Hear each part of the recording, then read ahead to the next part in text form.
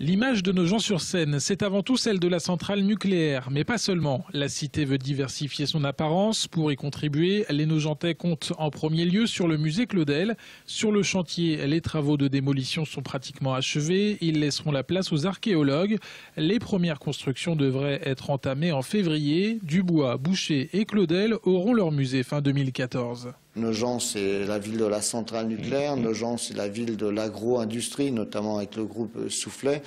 Demain, ce sera aussi la ville de la sculpture, fin 19e, début 20e siècle. On peut dire que c'est quand même le projet phare. Ça va être un des plus grands musées de France dédiés à ces sculpteurs, et notamment à Camille Claudel. L'investissement est aussi important que l'engouement que suscite le musée. 12 millions d'euros sur 25 ans, auxquels il faut ajouter les frais de fonctionnement.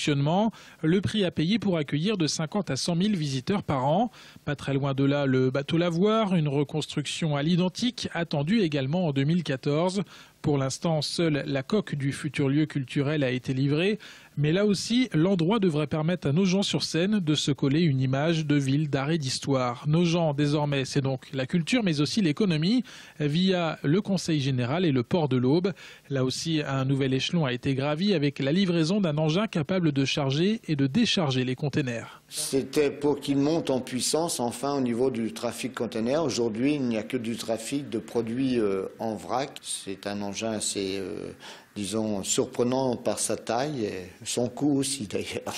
De l'ordre de 600 à 700 000 euros.